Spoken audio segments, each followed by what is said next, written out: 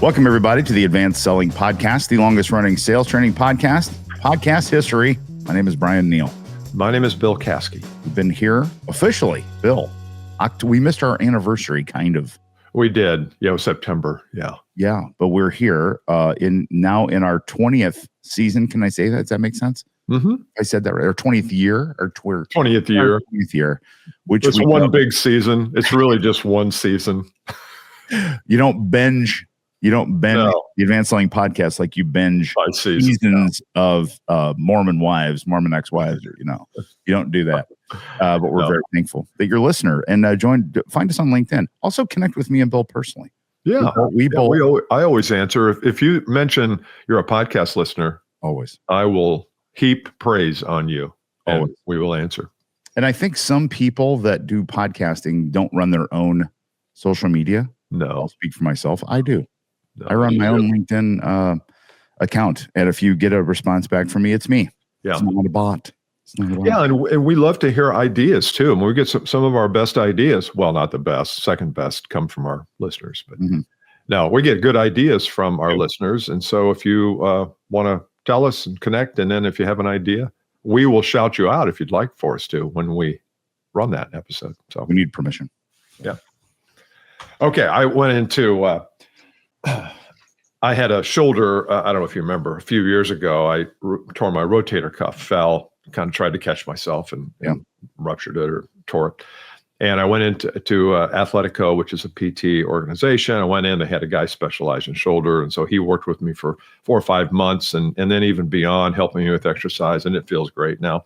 But I never had surgery because I just didn't want that. So occasionally, I will stop in there just to say hi because I drive by there a lot. And he's just a super guy, Jim. And so I went in Friday. I stopped by and, I ought to go see Jim and tell him everything's good. Not that he cares. He's like, are you still paying me? No. Well, I don't really care. No. So this guy at the front desk, he was working on somebody doing PT, and he said, can I help you? And I said, yeah, is Jim around? He goes, oh, no, sorry, Jim's off today, but he'll be back Monday. Is there anything I can help you with? And I said, no, I was a patient of Jim's here a few years ago. He worked on my shoulder, and I start rotating my shoulder like an old man, like he didn't know what a shoulder was. And, it's so good. And I did it like 3 times, and I got out to the car, and I'm like, what were you hoping he would say when you started rotating the shoulder? Oh, that's good. That is good. Yeah. And then when he saw Jim Monday, he probably said, hey, I saw that shoulder you worked on with Bill. Guy came in here with one of the biggest range of motion shoulders we've seen in a long time. Let it go. And I mean, this guy, 360 around the house. I'm telling you, whatever you did. And he was 6'5", so we almost touched it. It was a glorious thing we saw. He worked on my shoulder. Ever do that in your? Oh, totally. Like bring a little bit more enrichment to the conversation. Yeah. And you're like, what did I do? And it's funny. Like we get stretched before games. We have these like PT people that stretch us. They're great, and they're like anything I need to focus on, and you immediately start. I'm like my knee a little bit. So when I just a little on this one right here, he's like, okay, I got it. I know what your knee is, dude. I know what that is. You know what I mean? It's like it's so true. Literally, I did that yesterday. Really? Yeah. When he's like, any place I need to focus on? Like, yeah, my right hand, right here. Yeah. I know what the hammy is, Chief. Thanks. It's unlike any you've seen before. I'm quite sure. No. Oh, is that what that? Can you point out one more time? I only do this for a living. Oh God. Okay. Funny culture. So we were talking before we went live about this idea of high performance culture or culture in an organization, and I know Bryan's work is a lot of that. My work is quite a bit of that too, and a lot of times we observe things, and so we're going to divide this topic up into 2 episodes. Today we're going to talk about some of our observations about culture. And then next week, we'll talk about some things you can do or some strategies you can execute to help build it.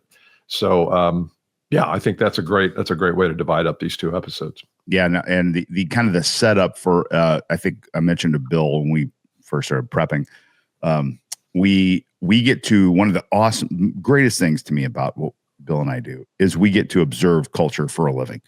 We get to go in and out of it. And we have our own companies, but also to see others is so fascinating to watch. And when you're thinking about your own sales culture, if you're listening to this, one of my hopes is you can see it in a tangible way. I think sometimes people say, well, what's your culture like? And they start to grasp for things like, well, it's really fun, or, So just good to be intentional about thinking about culture for starters. Then Bill and I'll give you some tips in episode 2. So yeah. You want to start with something, or you want me to start? Yeah, I'll start with one that I see quite a bit. And let's see how to, we had a little glitch there and it kind of set me back a few years. So the first thing I look at is this culture, is it a learning culture? Is it a growth culture? Are we really interested in growing, or is it all just about the numbers? And by growing, I don't mean necessarily growing the numbers. I mean, is there a human growth aspect? Do we care whether people grow or not, spiritually, financially, mentally, emotionally, tactically? So many companies really don't.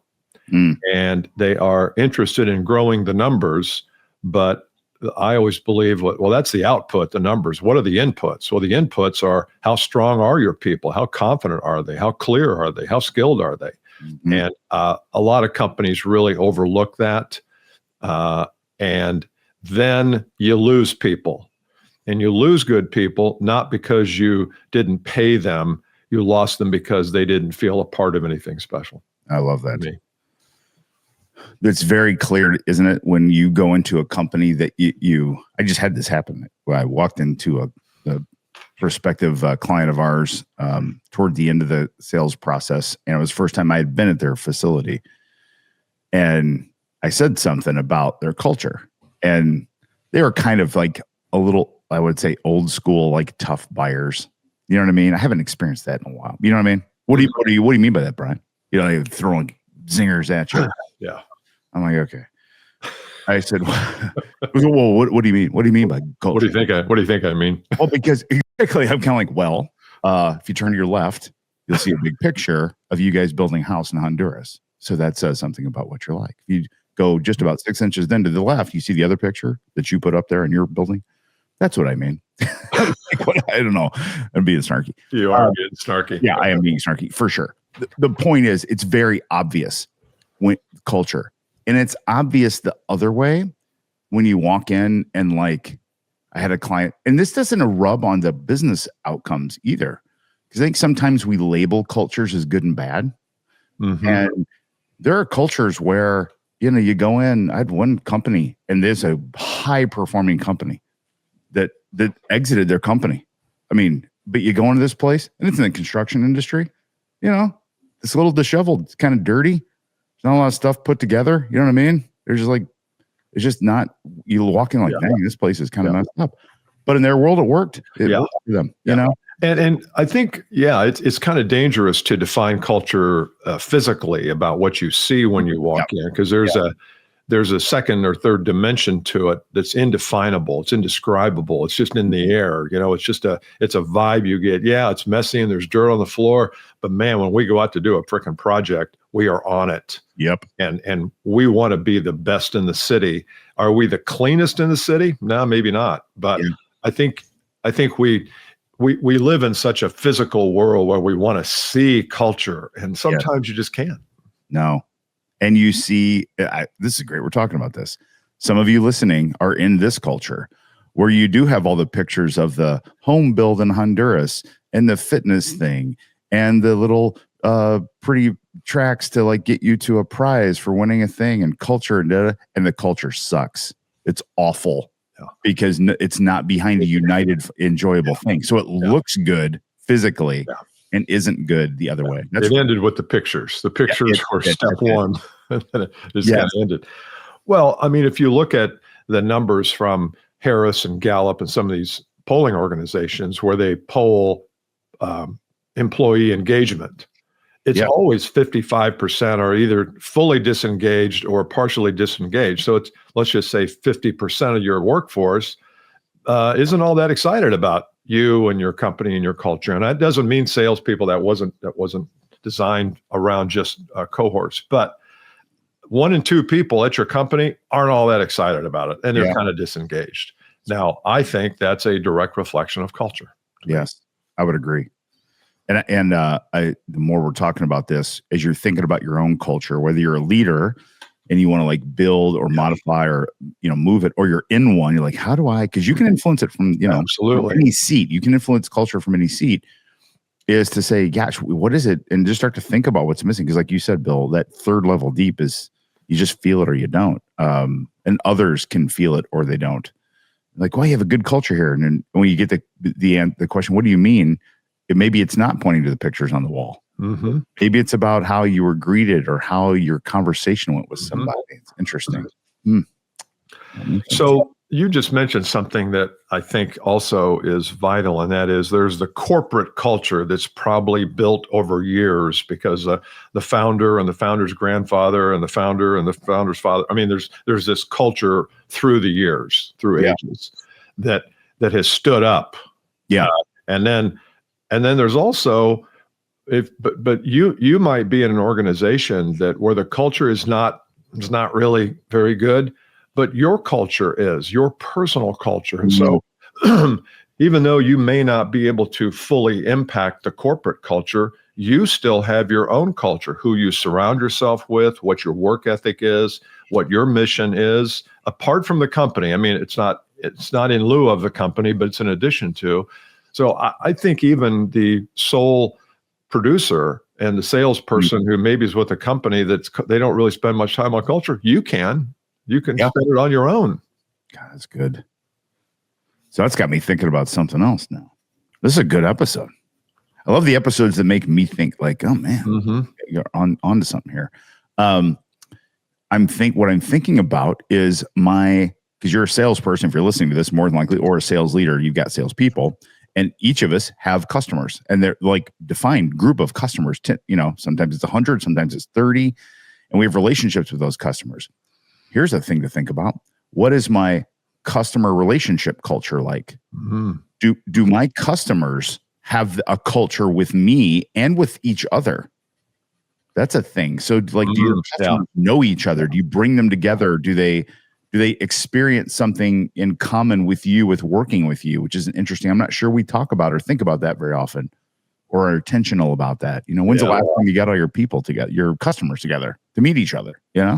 Right. Thing I do. Get into the tactics in the next episode, but yeah, no, that's good. Let's do that next episode, because I think that, I was listening to a podcast the other day, a lady who was talking about, she was on Dan Harris's podcast, 10% Happier. And she was talking about, she was talking about culture a little bit, but not in the way we're talking about it. But she talked about the language part of that, and that is, what language do we use internally when we give an order to somebody? Do we say, hey, I need this on my desk at 5 and don't be late because I got to deliver this thing? Or do we say, hey, I'm thinking 5. Are you okay with 5?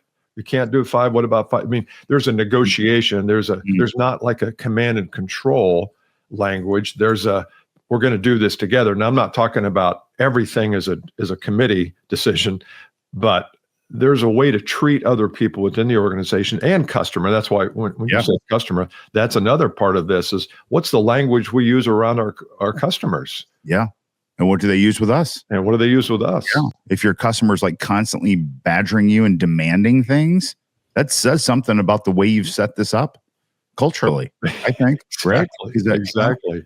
A lot of companies I know I work with, there are several that don't have that. They've got really collaborative relationships, cultures with their customers. Yeah. Yeah. So, well, I'm sure your best clients and my best clients do. They do. They have a problem with pricing or with terms or with something, they bring it up and we have a meeting and we resolve it and we move on. Literally just had that last Friday. Exact same thing. It was super easy conversation. Hey, boom, renewal says this. What about this? We've got a deal. What are we going to do? We land it on a number. Done. Yeah. So easy. It's great. I had a client the other day. Well, I'll tell you what. I'll save the story Okay. for the next one because we're almost out of time on this one, and Yeah. it revolves around some tactics, so we can save that one. But I love it.